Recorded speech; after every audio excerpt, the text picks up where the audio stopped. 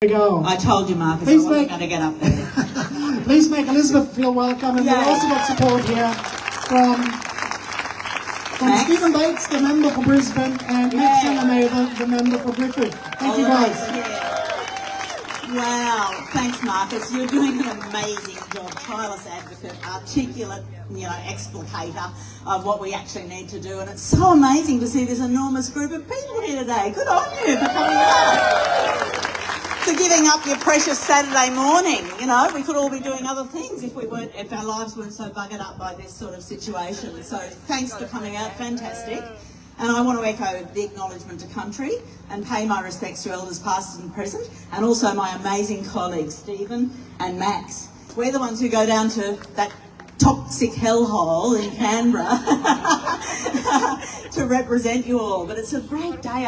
I'm running into lots of old friends and lots of new friends from right across Brisbane. It's just so fantastic that we're all gathering together about this. No one should have to give up their precious Saturday morning, and it's so great. And as Marcus outlined, this is actually injustice and corruption, and that's why we're standing up together. It's not just about the noise, it's about the systemic poison that we're dealing with across all parts of government and society. That's the problem, it's broken. And I know so many of you are really frustrated and angry. We certainly are.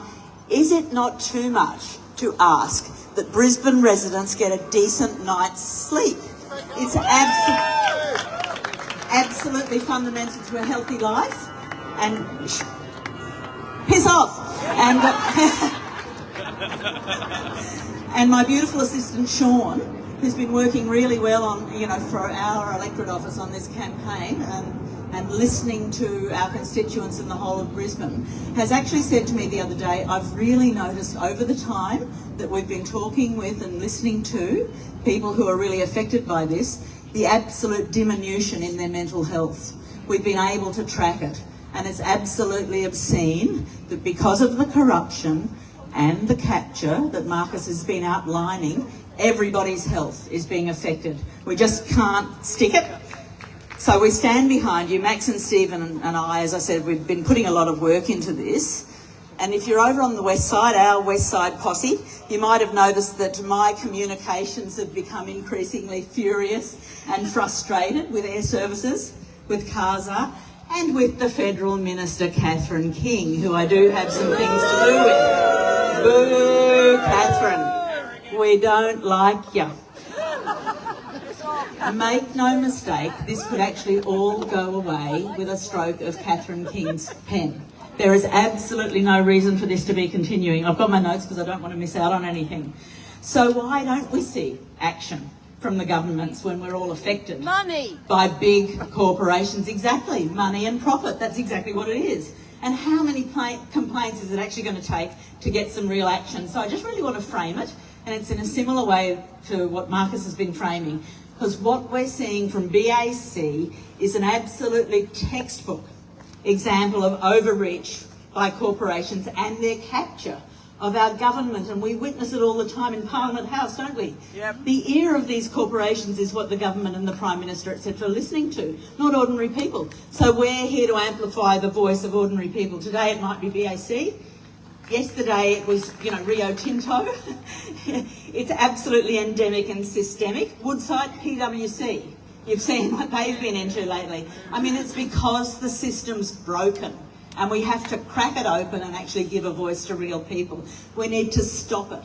We need to stop this kowtowing and these governments absolutely being beholden to these for-profit corporations, and everything is pretty much handed over to for-profit corporations and to the private sector.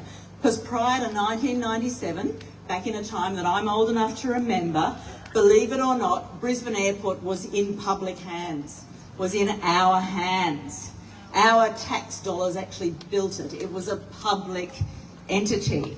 But since the Keating decision to privatise the airport, its primary interest has absolutely been for profit.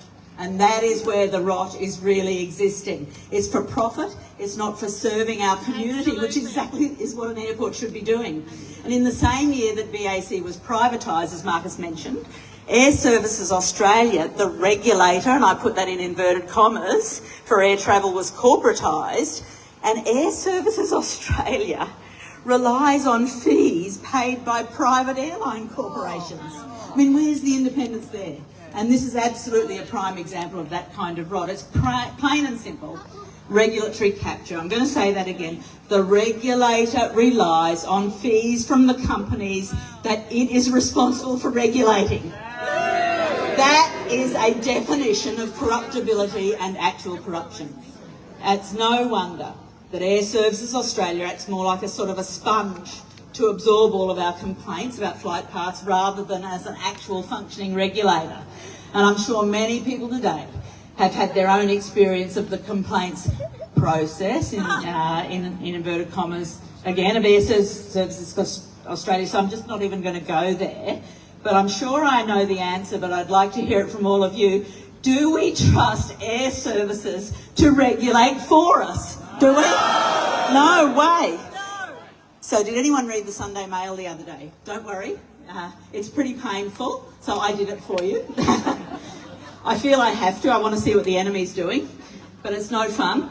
Brisbane Airport Corporation is obviously attempting now to divide and conquer.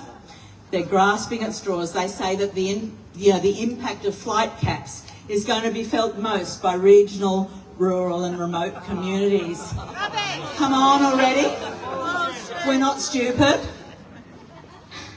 If BAC wants to threaten urban communities like ours and now rural communities while actually profiteering off both, they should be privatised. Should they be brought back into public hands? I believe that they should, so they can get back to providing a real service to the people of Brisbane, not just to their profit motive and their shareholders. So curfews and caps we know are actually a bare minimum. No one has been able to adequately explain to me, particularly when I asked Catherine King as well, that why what's good for Sydney is not good enough for us in little old Brisbane. Yeah! What's wrong with us? So Albo certainly thought caps and curfews were good enough for Sydney-siders when it was them who were being slammed by this excessive flight noise. So what's the difference, Albo? You might know already way back in early 2022, even before we Greens won these Brisbane seats, which interestingly are the ones that are most affected by flight noise, the leader of the Greens, Adam Bant, introduced a bill that would have actually prevented BAC from operating late at night, except for emergency aircraft. It would have limit the number of flights per hour and create a long-term operating plan that would redirect flights over the bay or over the water, as people prefer to think of it.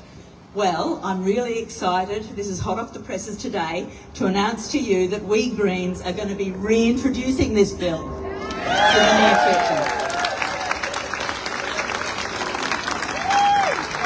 Cheers from the plains again. And with support like this, it's going to be harder. It's going to be harder for them to ignore it, and we actually are in a different paradigm now in terms of our influence in federal parliament, and we're going to use it to the absolute utmost to get justice for you. And as Marcus mentioned, we now have a NAC, a National Anti-Corruption Commission, which we voted for, we Greens.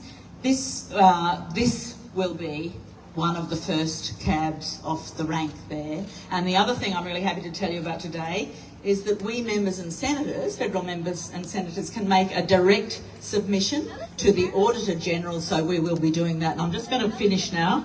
My paper's blowing away, that's good, it's all done. So our message to BAC, and I wonder if there's anyone listening in there, and the Liberal and Labor parties is, this is just the beginning. Yes. We'll be back. Expect more trouble, because no amount of corporate donations to the old parties, or special board seats, or bailouts to the big airline corporations is going to be enough to hide you from the wrath of the community, BAC. So we know the problem, now we need the solutions. I wish I could say that we could snap our fingers and it's going to be fixed tomorrow. Unfortunately, Max, Stephen and I, as fabulous as we are not the decision makers. But we're going to continue to fight and advocate for you, but we need the community to keep building that support, because it's actually numbers that politicians and the government listen to. So keep on building up the numbers, and we'll keep up the fight in Parliament for you and supporting your movement. So keep it up, continue to activate more people. You're not alone, we're going to win. Thank you. Thank you so much, Elizabeth. Big round of applause for both Elizabeth and for Max and for Stephen. It's been tremendous.